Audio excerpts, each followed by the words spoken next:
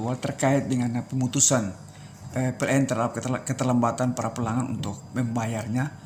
Mungkin bisa dijelaskan terkait dengan aturan setiap bulannya batas tanggal berapa, proses pemutusan itu seperti apa sehingga diketahui oleh publik masyarakat di kedua daerah ini. Oke, baik, terima kasih Bung Oce. Jadi terkait dengan pemutusan lampu karena tunggakan itu sudah tertera dalam namanya SPJBTL saat calon pelanggan datang daftar di PLN untuk menjadi pelanggan. Di situ ada tanda tangan namanya surat perjanjian jual beli tenaga listrik antara pelanggan dan PLN, di mana satu pasal di situ sudah tertera bahwa pelanggan juga harus akan taat membayar rekening listrik tepat waktu sebelum tanggal 21. Artinya batas bayar itu tanggal 20. Setelah di atas tanggal 20 itu maka akan dilakukan pemutusan sementara.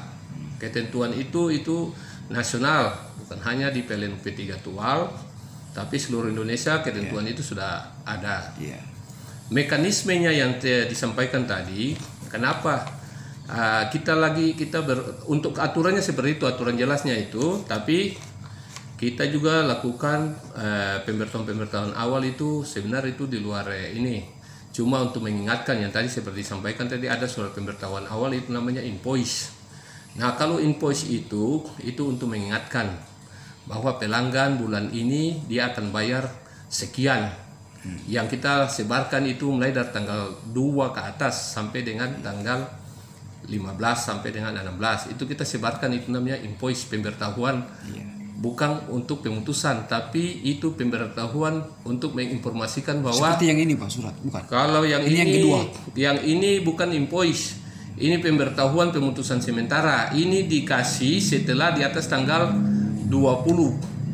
Nah, ini lembar 601 ini lembar pemberitahuan pemutusan sementara. Ini aturan karena sudah ada di SPJBTL. Surat perjanjian beli jual tenaga listrik antara calon pelanggan dengan PLN saat dia datang mau mengajukan berlangganan.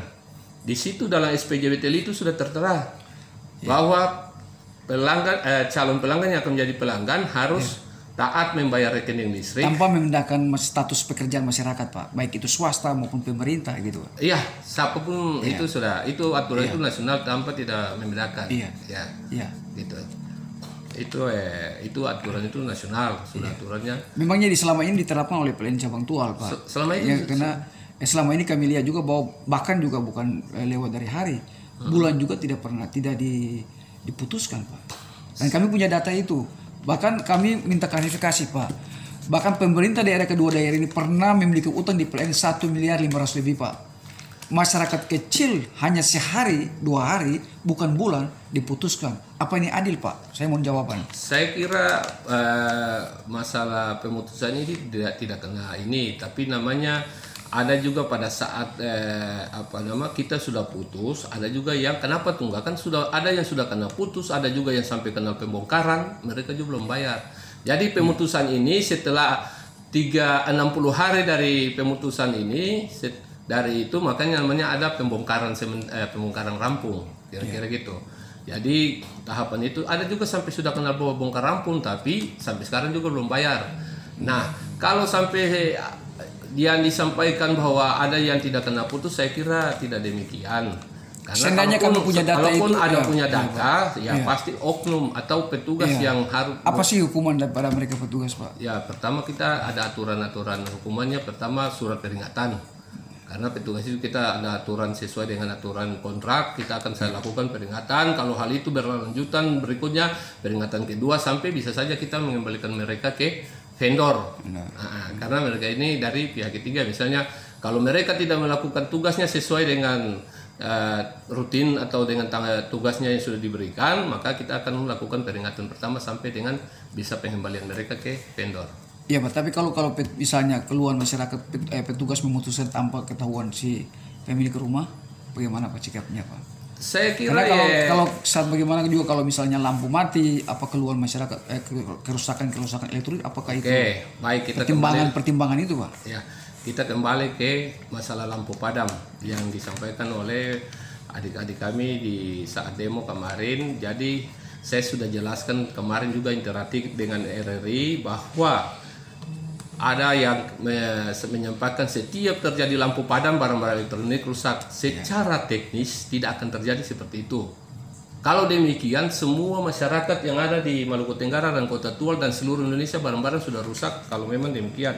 Karena yang merusak barang elektronik itu hanya apabila ada kenaikan tegangan di sistem jaringan PLN itu melebihi tegangan dari peralatan itu sendiri. Penyebabnya apa? Penyebab antara lain ada akibat sambaran petir. Sehingga di jaringan-jaringan PLN itu sudah memasang namanya proteksi untuk mengantisipasi kenaikan tegangan yang disebabkan oleh sambaran petir. Apa namanya proteksi itu? Proteksi namanya arrester. Peralatan yang kami sudah pasang setiap jaringan di gardu-gardu maupun setiap 5 kilo itu kita sudah pasang arrester. Itu untuk mengantisipasi sambaran petir. Terus kita lihat lagi apakah lokasi-lokasi kita di Maluku ini punya tingkat petirnya tinggi sesuai tempat-tempat seperti tempat lain. Di Maluku ini saya sudah, kalau boleh lihat nanti di Google, di share sendiri bahwa peta risiko petir di Maluku ini masih rendah dibandingkan dengan di lokasi-lokasi seperti di Jawa. Itu boleh nanti di share. Sehingga kita punya jaringan di sini cukup dengan proteksi petir sudah bisa cukup untuk mengantisipasi hal itu. Penyebab kedua, kenapa sampai tegangan di sistem jaringan PLN itu tegangan naik? Penyebab kedua yaitu adanya pohon tumbang menimpa jaringan mengakibatkan kawat netral yang ada di jaringan tegangan rendah itu putus.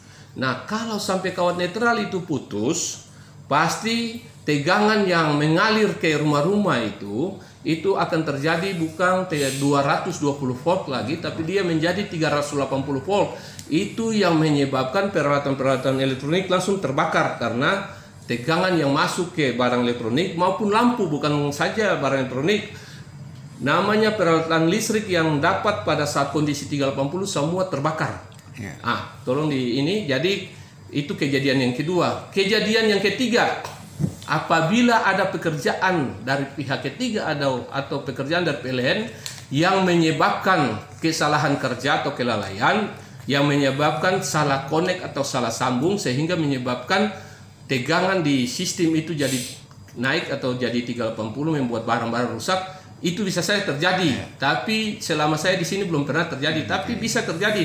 Nah, kalau kejadian yang seperti yang terakhir itu, ganti rugi jelas akan diganti oleh pihak ketiga atau yang pekerjakan di situ atau oknum PLN atau orang PLN yang mengerjakan. Itu jelas itu akan ganti rugi. Tapi kalau seperti yang tadi kami sampaikan, pohon tumbang, terus penangkal petir, sambaran petir, apakah itu kan namanya force majeure. Itu di luar kendali kita. Kita tidak menginginkan, makanya kita sering saran, kita sering himbau, tolong pohon-pohon yang berdekatan dengan jaringan tolong dikasih izin untuk pihak PLN menebang supaya jangan menjadi penyebab atau potensi-potensi gangguan. Kira-kira seperti itu. Itu pertama Pak, tuntutan dari game ini. Tuntutan kedua juga terkait dengan pemadaman listrik disengaja dimatikan oleh pihak PLN untuk memanipulasi atau main tentang BBM dalam hal minyak, Pak. Minta klarifikasi, Pak. Baik, jadi kami punya mekanisme untuk mengontrol semua pengeluaran maupun minyak masuk itu semua ada mekanismenya, Pak. Jadi kalaupun hal itu kan masih sebatas wacana. Kalaupun ada yang seperti itu, saya kira tolong segera dilaporkan karena itu pencurian itu namanya pidana. Kita bisa lapor ke pihak berwajib. Yang penting adik-adik dari GMI tolong bantu kami kalau memang hal itu seperti yang disampaikan ada yang rencana untuk manipulasi minyak dan sebagainya. Saya kira hal itu tidak ada di. Memang selama ini dugaan itu tidak ada, Pak. Selama ini tidak ada. Kami juga tidak mau, karena prosedur untuk mengontrol BBM di kita sangat ketat. Mulai dari minyak masuk sampai minyak keluar, kita punya laporan-laporan harian itu ada, laporan pemakaian BBM per hari itu semua ada. Jadi kalaupun demikian saya kira itu yang saya belum pernah dapat. Kalau itu yang saya belum pernah dapat, kalaupun ada bukti dan ini tolong disampaikan ke kita karena saya tidak mau melindungi hal-hal yang seperti itu kalau memang ada di unit kami. Terakhir Pak, terkait dengan aturan tadi yang pemasangan listrik oleh para pemohon awalnya dengan aturan tadi. Ini informasi yang kami dapat di berbagai pihak tentang utang oleh Pemda Maluku Tenggara listrik dan Kota Tua dari 2018 mungkin sudah dibayar.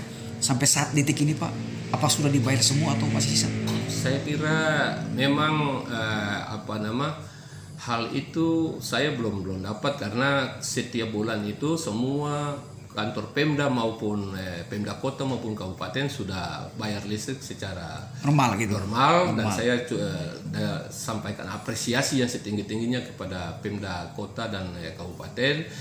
Akhirnya apresiasi dengan utang yang ada besar itu tapi diselesaikan Pak ya? Iya. Tapi saya bilang besar juga karena saya juga belum pernah berurusan dengan masalah utang dengan Pemda. Ya 1 miliar 500 tidak salah 2017 atau 18. Mungkin sebelum saya. Tapi yang saya dan mungkin informasi untuk Pak Ocep saya ketahui hari ini juga bahwa kami per bulan September kemarin tunggakan sudah nihil. Artinya kalau nihil itu artinya tidak ada lagi utang piutang antara kita dengan pelanggan maupun dengan pihak Pemda. Setuju Pak. Ini soal keadilan Pak. Masyarakat hanya 1-2 hari lalai Pak. Tapi mereka nilainya besar dan bertahun-tahun. Kami mengikuti jejak itu punya data.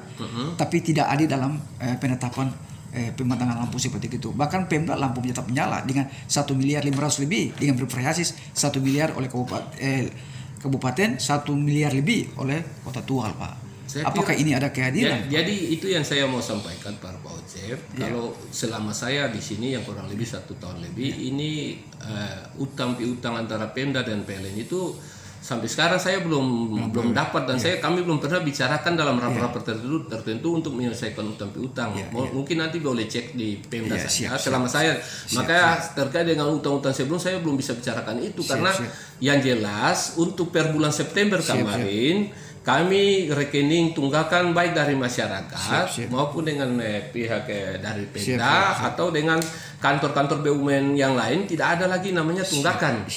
Jadi tunggakan yang ada hanya tunggakan berjalan 1 bulan ini saja. Karena apa? Saya kira masyarakat juga, saya juga sampaikan apresiasi yang setinggi-tingginya kepada masyarakat sudah mempunyai kesadaran yang sangat tinggi dengan membayar melaksanakan kewajiban mereka untuk membayar listrik secara tepat waktu. Jadi memang sebenarnya untuk petugas kami yang berjalan di lapangan sebenarnya masih sebatas persuasif, pendekatan secara kekeluargaan. Kalaupun memang ada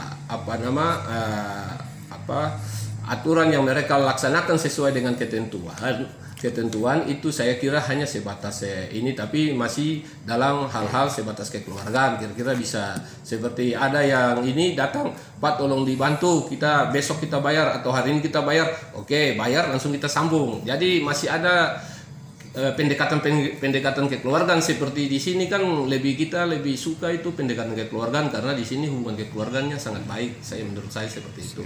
Makanya saya sudah tekankan ke teman-teman saya, ke staf-staf saya bahwa selalu mengedepankan pendekatan kekeluargaan. Itu yang lebih penting dari segala-galanya. Siap.